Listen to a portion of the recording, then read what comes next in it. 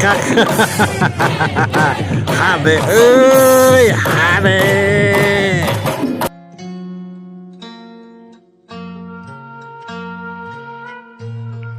Hiji mangsa di jero beus jurusan Bandung Jakarta. Ya nini anu geus teu kuat hayang kiih. Ditatahan ti mulai kana naik kana beus sabab teu mangihan WC. Beus geus maju nyebrut asup ka jalan tol. Da sieun kaberangan eta beus teh meureun nepi kana tujuanana.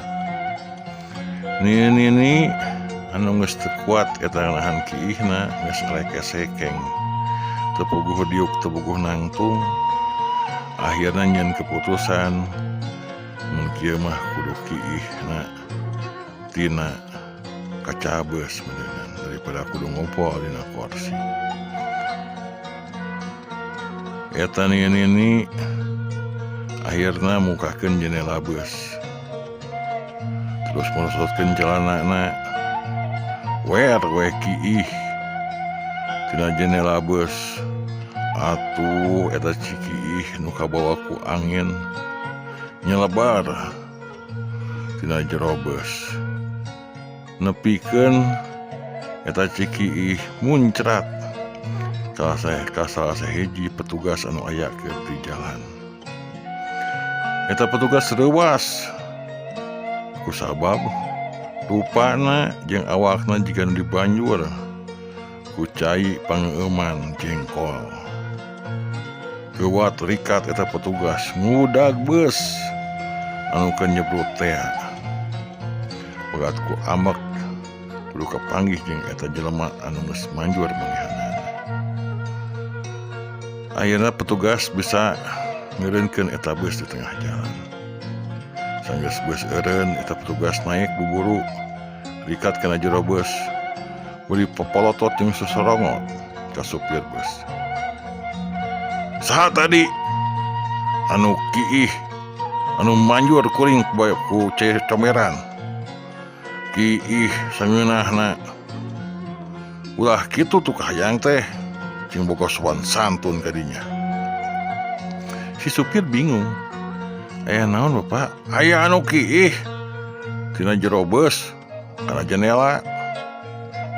Apal kuring rupana kudu diberi pelajaran tuh jelema. Petugas mangga bapak pilarian atau pamikitu mah sakedeung hampura ye kuring kudu ngajeun balitungan nang jelema eta.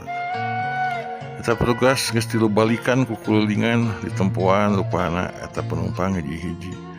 Tapi eueuh anu tadi katingali kumanehanana.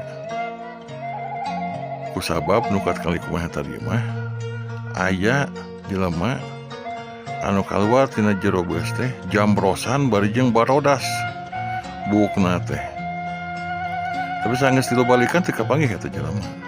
Petugas balik deui ka supir. Ing eueuh nya jelema teh. Da tadi mah katempona jambrosan bari huis sungkul. Nah ieu mah eueuh aneh kuring mah. Mohon bapak tuh kumahanya tak bikin teninggal tuh aya penumpang sekos kitu sekos bapak. Ya enggak satu adik dah kumaha tuh. Kuring salah mudahan salah megat beusna. Ngampura kuring ieu, kudu balitungan yang hiji lama. Petugas udah turun buru-buru tina jero beus. Mun tuh bapak punten abikinya we lepat. Ya geus indit deui buru. Supir buru indit deui ninggalkeun tempat eta. Nini anu boga dosana ngahep-hep teu omong-omong acan bari ngadeg-deg hulang-hulang sebab dirina rumasa geus kiih dina jero beus ngaluarkeun cikihna kana jendela beus.